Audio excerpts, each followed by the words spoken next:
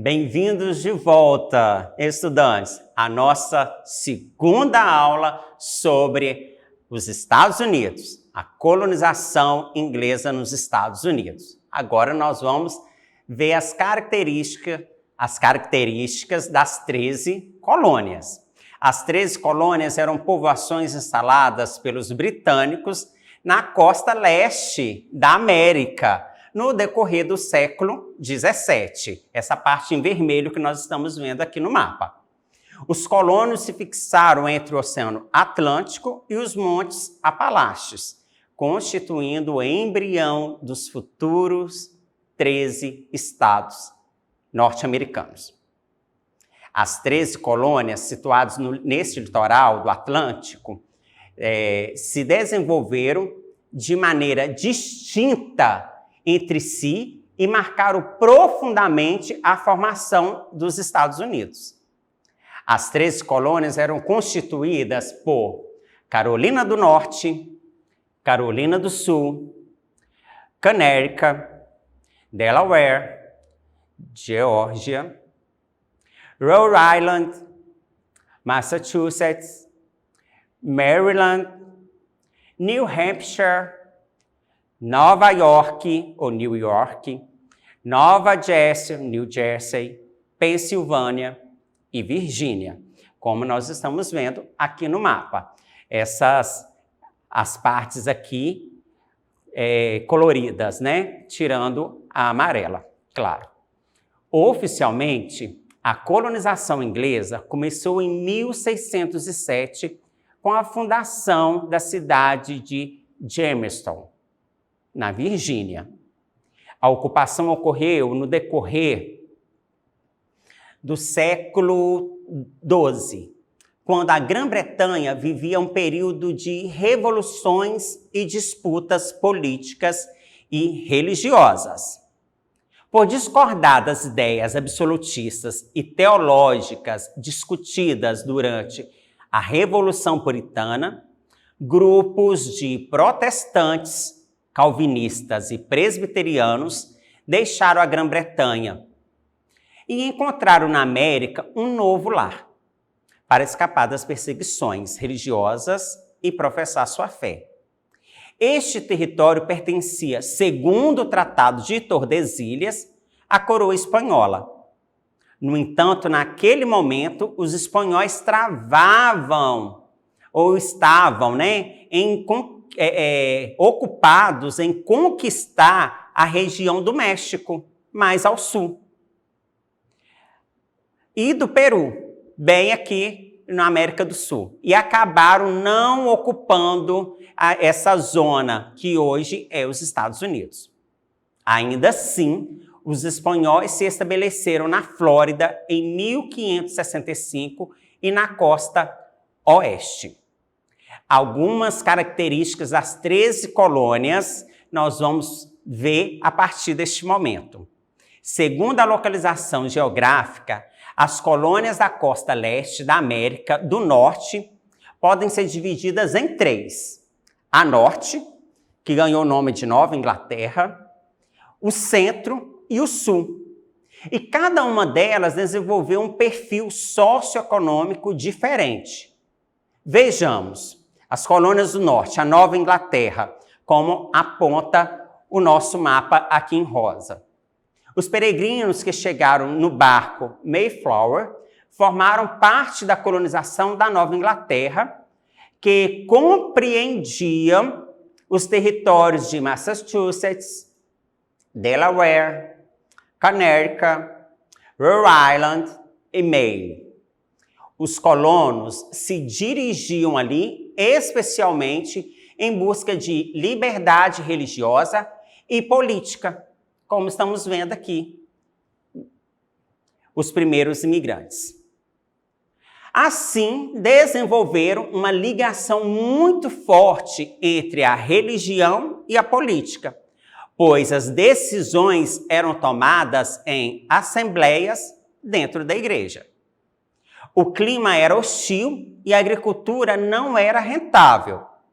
Desta maneira, os colonos se dedicaram à pesca e à captura de baleias fazendo o Porto de Boston a principal porta de saída e entrada de produtos.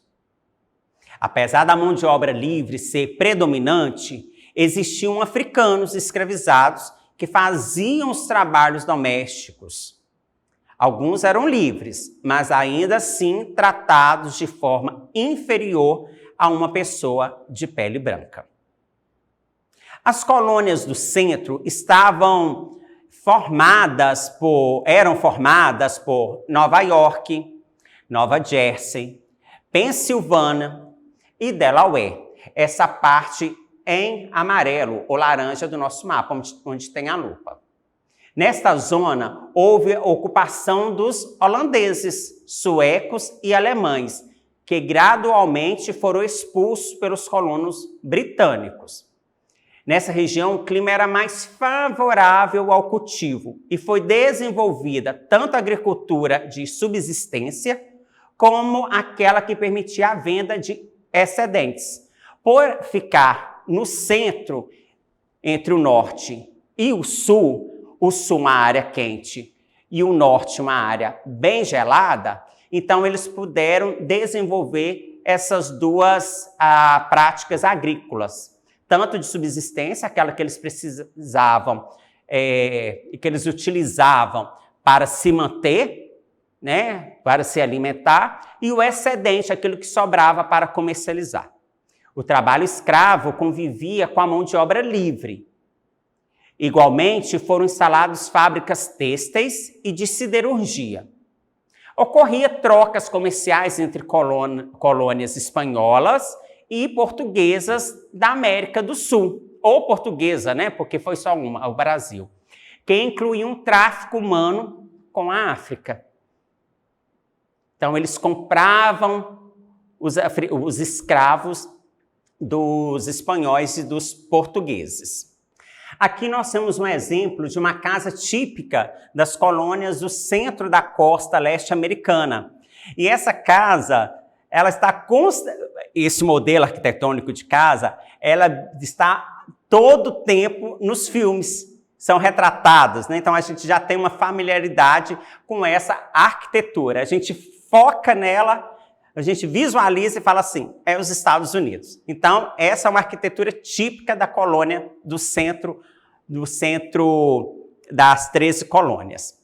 Agora, as colônias do sul estavam constituídas por Maryland, Virgínia, Carolina do Norte, Carolina do Sul e Geórgia, a parte verde aqui do nosso mapa, bem ao sul.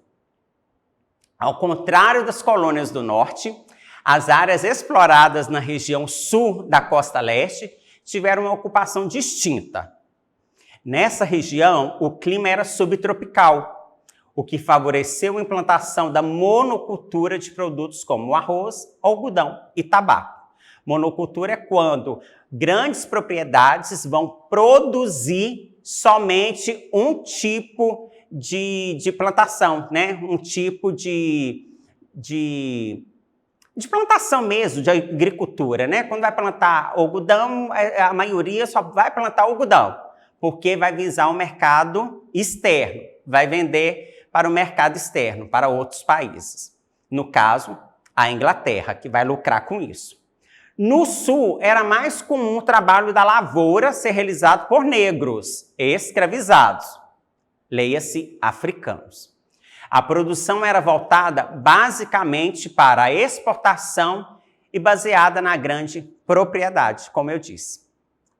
Agora, as 13 colônias, elas ficaram assim o tempo todo ou teve mudanças no regime? Entra a independência das 13 colônias. As colônias eram administradas por governadores nomeados pelo rei inglês, como foi dito. Os governadores recebiam assessoria de uma assembleia eleita por colonos que ficava responsável pelo recolhimento de tributos. Desde o início, as colônias inglesas na América tiveram autonomia política e administrativa, comparadas ao modelo espanhol e português. Isso acabou gerando uma consciência nos colonos de que eles não precisavam da Inglaterra para se desenvolverem. 2 séculos mais tarde, este pensamento seria o indutor do processo de independência, que foi agora, recentemente, no 4 de julho, comemorado pelos estadunidenses. O processo de independência das 13 colônias ocorreu ao longo do século XVIII e teve como pano de fundo as disputas territoriais entre os colonos ingleses e franceses. A Guerra dos 7 Anos elevou a crise financeira da Grã-Bretanha e fez com que os britânicos aumentassem os impostos cobrados nas 13 colônias, a fim de cobrir as despesas de guerra. Claro, né? Além disso, os colonos também receavam que a metrópole não os socorreria em caso de ataques indígenas, os peles vermelhas, né? Aqueles índios muito propagados nos desenhos animados. O que acabou provocando um sentimento de que haviam sido esquecidos pela metrópole, pela Inglaterra. Com a difusão das ideias iluministas da Europa e sua mensagem de liberdade política, os colonos entenderam que poderiam dispensar o governo britânico. O estopim para formalizar a independência foi o imposto do selo estabelecido pela Inglaterra e a imposição do monopólio da venda do chá. A Companhia das Índias Orientais, sem aprovação dos colonos.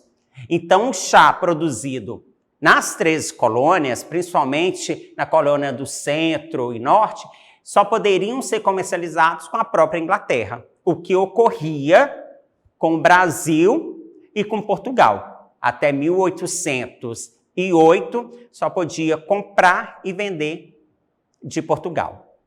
Agora vamos ver algumas curiosidades sobre o Dia de Ação de Graças, o Thanksgiving. Conta a tradição que após chegarem à América, no Mayflower, e fundarem a colônia de Plymouth, no atual estado de Massachusetts, os colonos enfrentaram um terrível inverno e muitos morreram de fome e frio.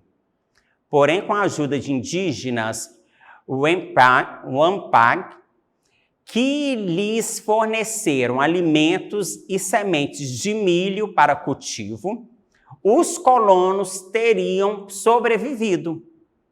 Essa história é lembrada até hoje e celebrada em uma das principais festas nacionais do país, o Dia de Ação de Graças. Apesar desse episódio, as relações entre ambos foram muito conflituosas, de norte a sul.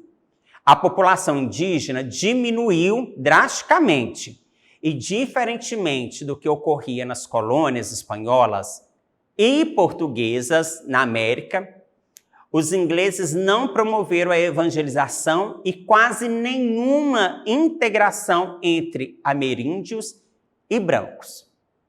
Aqui no Brasil, especificamente, nós temos essa junção de culturas, de raças. Europeus casaram com índios, tiveram filhos, indígenas com descendentes de africanos ou africanos, africanos com europeus, e assim sucessivamente. E de todas essas gerações, a geração de duas raças foram se unindo e chegou até nós. Então, para definir brasileiro, é essa junção de cultura.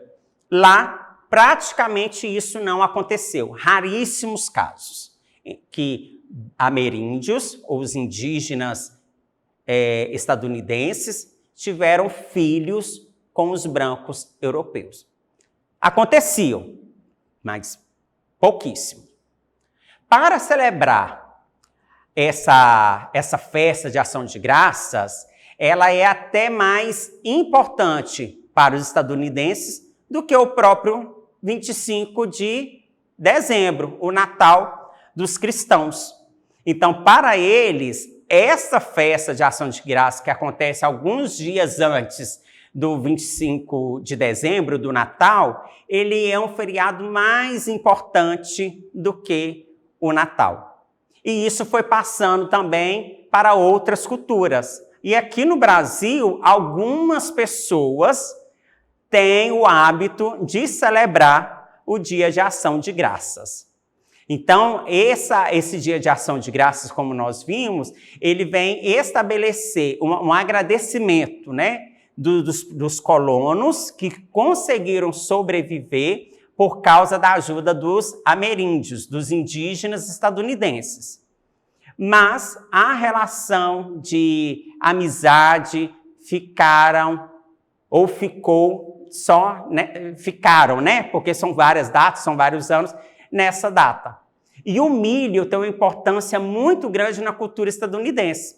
Não é à toa que hoje, nos nossos supermercados, nós compramos aquele alimento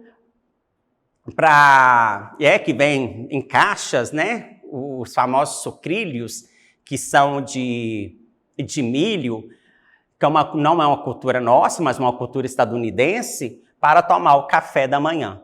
Então, a importância que eles fazem na sua história, né? Que ficou enraizada, agarrado culturalmente.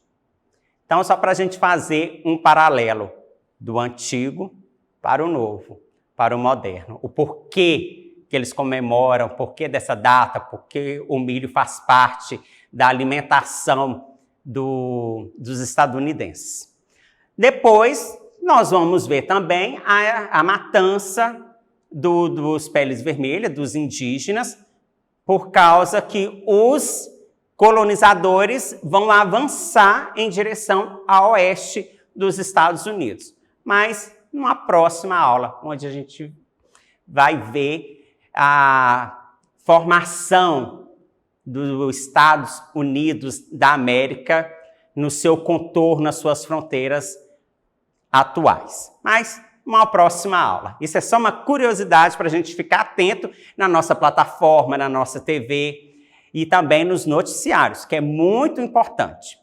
Para acessar nossas atividades na plataforma SMED GV, fiquem atentos. Aponte a câmera do seu celular na imagem aqui, ó, do QR Code que aparece no canto da tela. Acesse as nossas redes sociais, se inscreva no nosso canal do YouTube, SMED GV, para rever essa aula, outras aulas. Nós temos curiosidades e também deixe um like. Aguardo vocês para a próxima aula. Até a próxima!